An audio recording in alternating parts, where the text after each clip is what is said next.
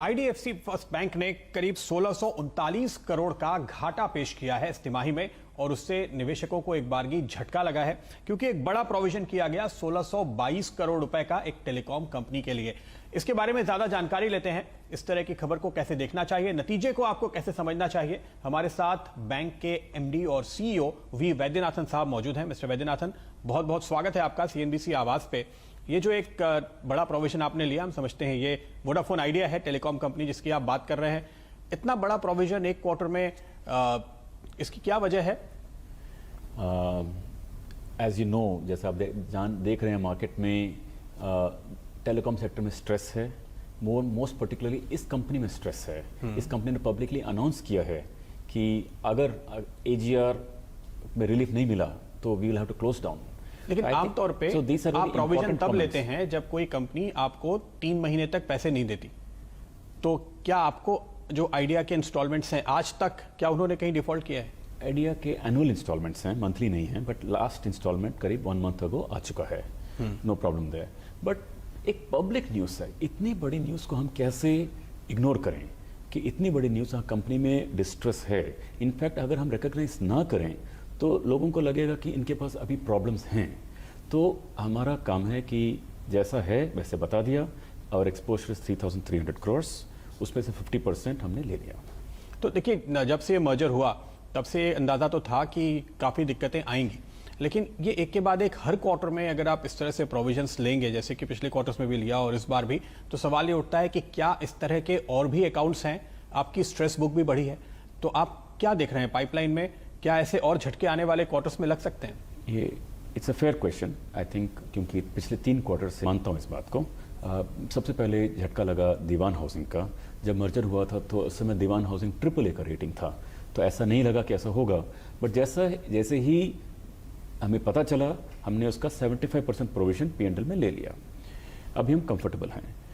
फिर रिलायंस कैपिटल में हमारा एक्सपोजर 1,500 करोड़ का था, उसमें से 300 करोड़ वापस आ गया, लेकिन 1,200 करोड़ का एक्सपोजर बच गया, उसमें हमने 75% का प्रोविजन ले लिया।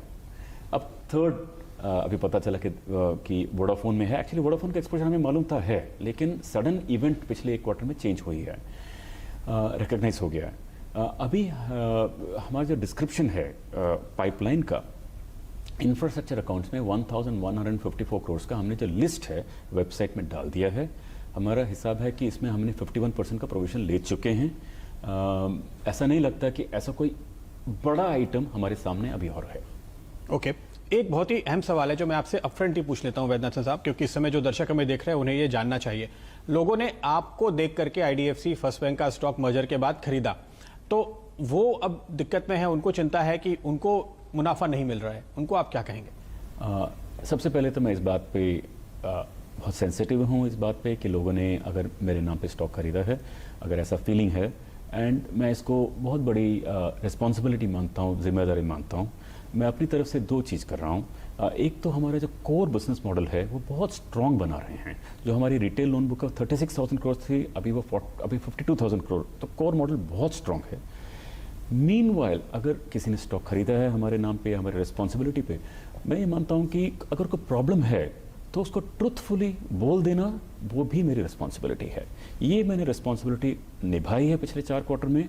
मेरे हिसाब से ऐसे बड़े बड़े अकाउंट और नहीं हैं हमारे पास। जो नॉर्मल बिजनेस चलाते हैं, थोड़े बहुत क्रेडिट लॉस आएंगे वो आएंगे, लेकिन ऐसे बड़े बड़े अकाउंट जिससे 1 क्वार्टर का प्रॉफिट हिल जाए, ऐसे अकाउंट हमारे पास है नहीं। मैं कोर मॉडल बहुत अच्छा बना रहे हैं हम लोग। वो मेरे हिसाब से अगर आप 1 year forward, 2 year forward, 3 year forward देखेंगे, एक अंडरनीथ में बहुत ही बढ़िया बैंक बन रहा है। इस बात पे आप भरोसा कर सकते हैं। तो ये बहुत ही अच्छा आपने एक एश्योरेंस दिया, निवेशकों को पसंद आएगा, उन्हें ढाढ़स बंधेगी, राहत मिलेगी, ऐसा मुझे लगता है। सवाल मेरे दिमाग में ये उठ रहा है, ये सारे अकाउंट्स एक के बाद एक आ रहे हैं। देखिए, आप एक कैपिटल फर्स्ट चला रहे थे कंपनी, NBFC थी, रिटेल फोकस थी, बहुत शानदार रिटर्न कम से कम 5 साल तक लोगों ने उसमें कमाए। अब आप जब यहाँ आए, आपको एक बैंक लाइसेंस लेना था, आपने आईडीएफसी बैंक के साथ मर्जर किया।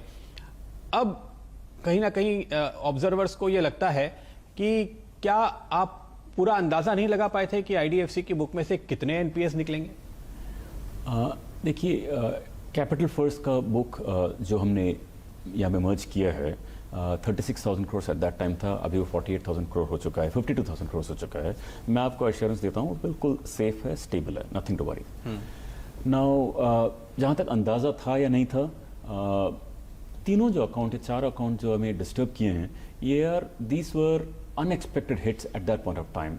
किसी को अंदाज़ा नहीं था कि AAA दीवान हाउसिंग का ये हालत हो जाएगा, AAA रिलायंस कैपिटल का ये हालत हो जाएगा, वोडाफोन जिसका ग्लोबल मार्केट कैप $54 बिलियन है, उसके ऊपर जो NCD है उसका ये हालत हो जाएगा। ये थोड़े अनएक्सपेक्टेड हिट्स भी थे, मैं मानता हूँ, थोड़ी इकॉनमी में भी डिफरेंस आया होगा, बट मेरी रिक्वेस्ट ये है और मेरी एडवाइस भी ये है कि ये जो सारे प्रॉब्लम्स हैं, प्रॉब्लम्स लॉन्ग टर्म में ख़त्म हो जाती हैं। What is durable is the underlying model. मैं आपको अंडरलाइंग मॉडल समझा दूँ। अंडरलाइंग मॉडल में रिटेल लोन्स में हम every quarter we are growing the book by 4,000 crore. उसमें यील्ड है 12% से लेकर 22% तक, एवरेज यील्ड 15-16% का आ रहा है वहाँ पे। तो अगर आप एवरी क्वार्टर 16% यील्ड पे 4,000 करोड़ डिस्पर्स कर रहे हैं, बुक ग्रो कर रहे हैं, और होलसेल बुक हर क्वार्टर 4,000 करोड़ कम कर रहे हैं, जिसका यील्ड था 9.5%, that is why you will see bank का जो ऑपरेटिंग प्रॉफिट है वो बढ़ रहा है, वो बढ़ता ही रहेगा। ये जो रिटेल अब ऑपरेटिंग प्रॉफिट में से हम प्रोविजन सब्ट्रैक्ट करते हैं, जिस दिन प्रोविजन से बड़े बड़े अकाउंट के खत्म हो जाएंगे, बैंक ऑटोमेटिकली प्रॉफिटेबल हो जाएगा। तो मैं आपकी रिटेल बुक की ग्रोथ देख रहा था, 36,236 करोड़ साल भर पहले, आज हो गया 51,500 करोड़, करीब 45% की सालाना ग्रोथ है। मेरे ख्याल से रिटेल फ्रेंचाइज सबसे तेज रफ्तार से बढ़ती हुई अगर कोई है तो आपकी है, करीब 50% पिछले साल भर में। ये रफ्तार कुछ ज्यादा तेज तो नहीं, क्योंकि आजकल हम जिस भी कंपनी से, बैंक से बात करते हैं, वो कहते हैं हम तो रिटेल कर रहे हैं। इतनी तेज रफ्तार से जो आज रिटेल आप जोड़ रहे हैं, कहीं किसी दिन आगे जाकर के इसमें दिक्कत तो नहीं हो? नहीं, फर्स्ट ऑफ ऑल ये बेस हमारा छोटा है, यू नो, तो it is not be comparable with banks which already have 3 lakh 4 lakh crore book and all. More sustainable growth जो मैं गाइड करता हूँ वो करीब 25 to 27% का है। उतना मेरे हिसाब से ग्रोथ सस्टेनेबली आता ही रहेगा। If you see the power of compounding, आप अभी इसको 50,000 करोड़ पे ही ले लीजिए, 51,000 करोड़ पे, आप 35% को भूल जाइए, even if it compounds at 25% for 10 years, आप इसका अंदाज़ा देखिए how big this bank can be. I believe that the core model is everything. ये शॉर्ट टर्म 3-4 क्वार्टर सॉल्व हो जाएंगे। सो रिटेल में our track record is for 10 years। मैं आपको याद दिलाना चाहता हूँ, ये 1 साल का स्टोरी नहीं है। This loan started 94 crore, 8 years में ये 35,000 करोड़ पहुंचा था, अभी खैर 50,000। यानी आप कैपिटल फर्स्ट के समय सेकंड थे। लेकिन कैपिटल फर्स्ट का बुक यहाँ पे है, एग्जैक्टली, तो वही बुक है, वही है।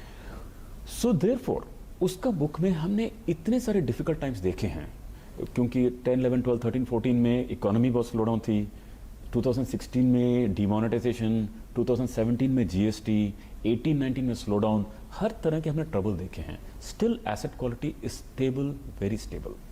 मेरा बिलीफ है कि हम लोग बहुत केयरफुली, बहुत ध्यान से लोन देते हैं, इसमें कोई प्रॉब्लम नहीं है। हम लोग जब देखते हैं ना लोन पे फोन टाइप की स्कीम्स, तो हमको थोड़ा डर लगता है कि ये क्या कुछ मॉडल है वाकई इसके पीछे, क्या आप इसको ट्रैक कर पाएंगे? इस तरह के छोटे छोटे बड़े पैमाने पे जो लोन आप दे रहे हैं, बड़े पैमाने पे दे रहे हैं। हमारे पास आज के डेट में 10 मिलियन कस्टमर्स हैं, ये बहुत डाइवर्सिफाइड है। अनलाइक आपने एक वोडाफोन देख लिया जिसमें 3,400 करोड़ का बुक, तो उससे P&L हिल जाता है। ऐसा रिटेल में नहीं होता है, बिकॉज 10 मिलियन कस्टमर्स हैं, सारे एक साथ डिफॉल्ट नहीं करते हैं। क्या NBFCs की कमजोरी का आपको फायदा मिल रहा है? मैं उस नज़रिए से नहीं देखता हूँ, मैं एक्चुअली देखता हूँ कि मार्केट अपॉर्चुनिटी कितनी है। एक सीरियस गेम इंडिया में हो रहा है जहाँ पे फॉर्मलाइजेशन हो रहा है इनफॉर्मल इकोनॉमी का, and that is a very big factor. तो आप जब आए तो आपने कहा था कि आप 70% रिटेल, 30% होलसेल वहां तक पहुंचना चाहते हैं 5 years में, 5 साल में। आप 49-51 तो पहुंच गए, ऑलमोस्ट 50% आप कह सकते हैं। जो मैंने गाइडेंस 5 साल का दिया है रिटेलाइजेशन का, मुझे लगता है 2 साल में हो जाएगा, यानी 1 साल और 1 साल और। अगले साल तक आपके बुक में 70% रिटेल, 30% होलसेल होगा अप्रॉक्सीमेटली। ओके, उसके आसपास पहुंच जाएगा।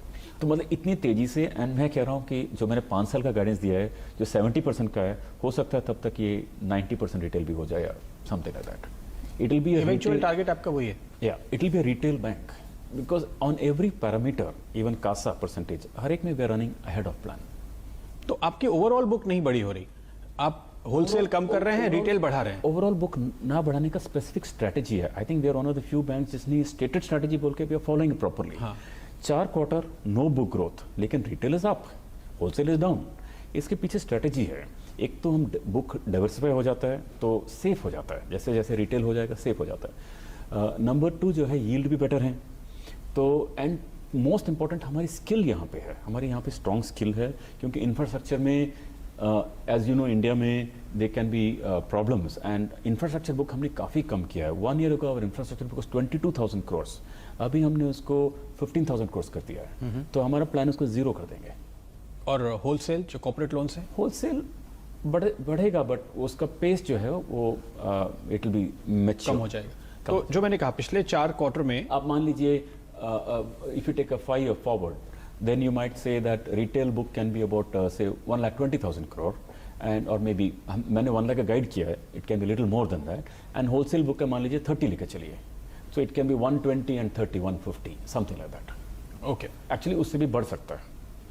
ओके तो पूरी तरह से आप रिटेल पे फोकस करेंगे। आपने जो कहा कि कैपिटल फर्स्ट की ही आपकी बुक है जो यहाँ पर आ गई, लेकिन प्लस यहाँ पर जो एडिशन है कि आपके पास अब बैंक लाइसेंस है, इसका फायदा डिपॉजिट कॉस्ट के तौर पे आपको अब तक कितना मिला है और अब इस साल के लिए आपके क्या टारगेट है?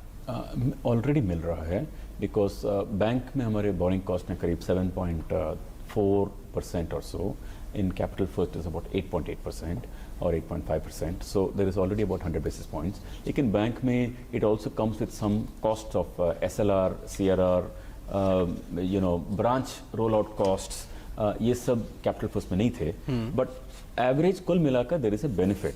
The benefit is not as much cost of funds, benefit is availability.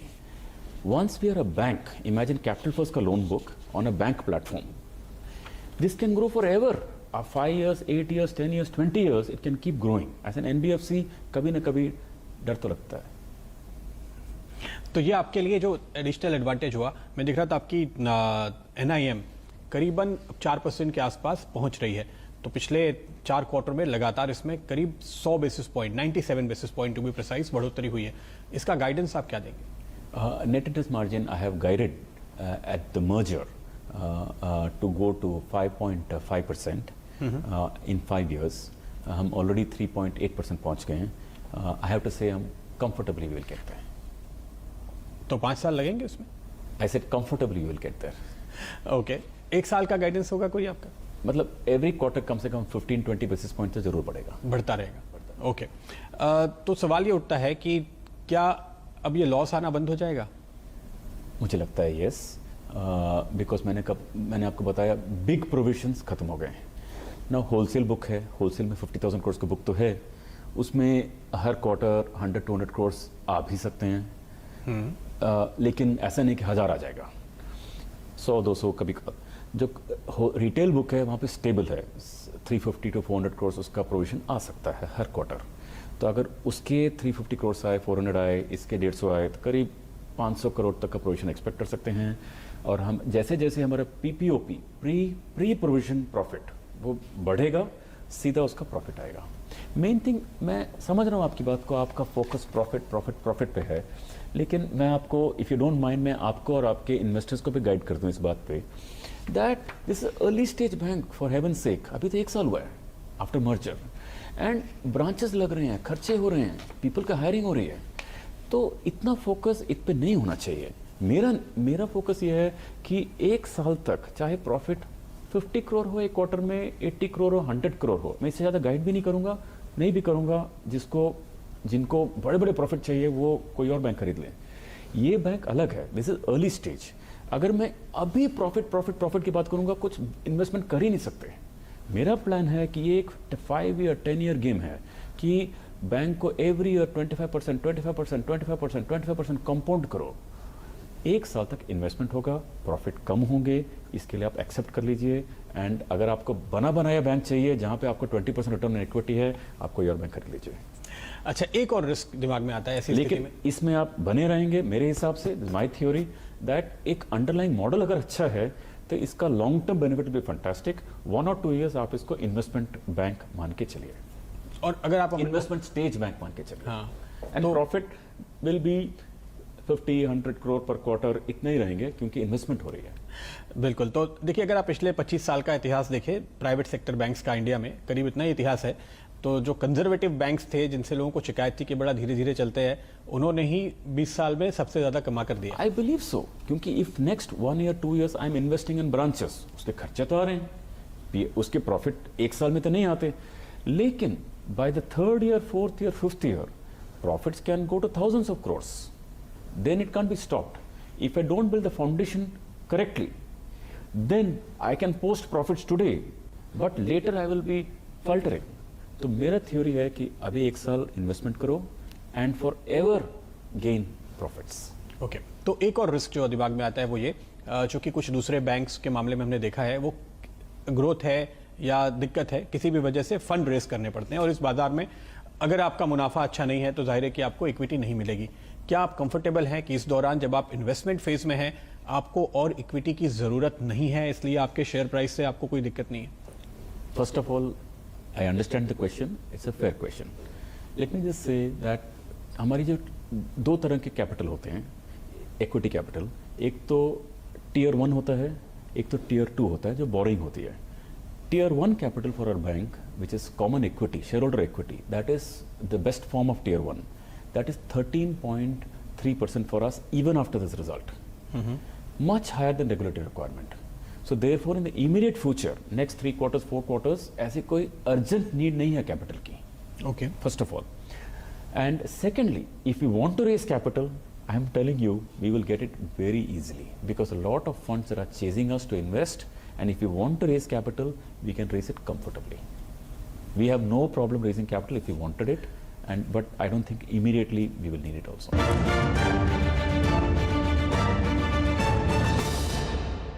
एक और बात हम समझना चाहते हैं, इस समय जो मैक्रो एनवायरनमेंट है और हर तरफ चर्चा ये चल रही है कि अब बजट के बाद शायद ग्रोथ को एक बूस्टर मिलेगा, चूंकि हम बजट के करीब हैं।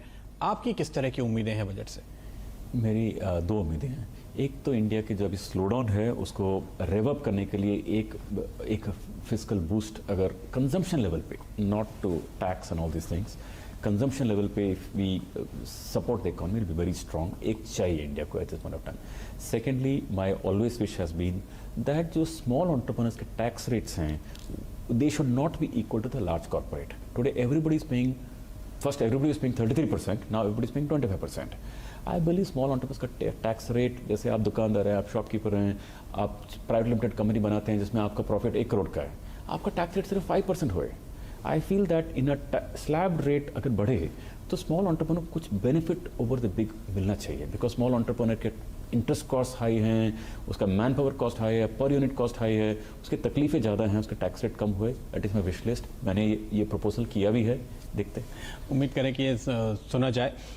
लेकिन एक ये जो डर है कि शायद डेफिसिट ज़्यादा हो जाएगा सरकार का, चूँकि रेवेन्यू इतनी ज़्यादा नहीं आ रही इस समय, मंदी का असर तो है। तो ऐसी स्थिति में अगर इकोनॉमी को बूस्ट मिलता है, ज़रूरी नहीं कि बैंक्स को भी बूस्ट मिले, इनफैक्ट डेफिसिट बढ़ने से रेट्स पे प्रेशर आ सकता है। नहीं, मैं बैंक्स के बूस्ट की बात कर ही नहीं रहा हूँ। मैं ऑन द कॉन्ट्री कहता हूँ कि fiscal can still be solved, because if we can do big ticket divestment in a determined manner. इस सरकार के पास there is majority control in Lok Sabha, Rajya Sabha also they have control, full reform model can go on. So divestments can be done in a very significant way of government ownership in companies, and fiscal deficit can be controlled. तो उसकी चिंता नहीं करनी चाहिए आपको लगता है? Because alternatives are available. There is so much of government stake in so many companies. You can sell it and get it. And उससे एक reform agenda आप देख लीजिए, एयर इंडिया में we are losing 5,000 crores a year, MTNL losing 5,000 crores a year. ये भी सब देश का पैसा है। तो अगर ये सब डाइवेस्टमेंट हो जाए, ये लॉस खत्म हो जाएंगे। बिल्कुल, लेकिन ये मैं क्यों पूछ रहा हूँ, क्योंकि जो बोरोवर्स हैं आपके ना, वो सोच रहे थे कि देखिए धीरे धीरे रेट कम हो रहे हैं, आरबीआई ने अब रेट घटाना बंद कर दिया, लेकिन बैंक्स को उन्होंने कहा है कि आप थोड़ा ट्रांसमिशन कीजिए, पर अगर डेफिसिट की वजह से यील्ड ऊपर आते हैं, शायद रेट्स कम करने की जगह नहीं हो। ऐसा काफी इकोनॉमिस्ट और बैंकर्स कह रहे हैं कि आपकी बोरोइंग कॉस्ट कम नहीं होगी अगर सरकार डेफिसिट ऊपर रखती है। These are smaller matters for the day. Big matter for the day is देश, and for us to spur the economy is biggest importance. अगर ठीक है 6 क्वार्टर तक 4 क्वार्टर तक इंटरेस्ट रेट कम नहीं हुए तो नहीं हुए, because it's fine, because the demand is still strong. I am telling you, you can see our numbers. Demand is very strong in the small entrepreneurs level, consumption level, very strong. तो क्या आपको लगता है कि interest rate आगे जाकर के जो बोरोवर हैं, जो अपने रेट्स कम होने की उम्मीद कर रहे हैं, उनकी उम्मीद पूरी होगी? आरबीआई ने भी जो अभी पॉज ले लिया है, क्या वो फिर से रेट कट कर पाएंगे आने वाले महीनों में? Unlikely. I feel RBI will not reduce rates, not in the next 1 or 2 sessions, because the fiscal pressure will be there. Budget will give a boost. That's what I feel. Will give a boost. Budget will give a boost. So pressure will be on fiscal deficit. Pressure will be on interest rates. So I don't expect any reduction in interest rates. और क्या banks के पास जगह है कि वो अपने rates कुछ कम कर सकें? थोड़ा बहुत, not. I mean, depending on different banks, what states the different banks are. Some banks can reduce, some banks cannot. As far as our bank is concerned, जैसे जैसे हमारा कासा परसेंटेज बढ़ेगा, तो हमारे कॉस्ट ऑफ फंड्स कम होंगे, तो we will also do it. As of today, our CASA percentage is 24%. We believe we have guided for 30%. I feel that we will go past 40-50% also in 5 years. कब तक? 5 साल? We have given guidance of 5 years 30%. मुझे लगता है हम बहुत जल्दी पहुंच जाएंगे। और 1 साल का गाइडेंस क्या होगा आपका? ऐसा हमने 1 ईयर का गाइडेंस दिया नहीं, बट आप ट्रैक रिकॉर्ड देख लीजिए 1 साल का, it should increase from here.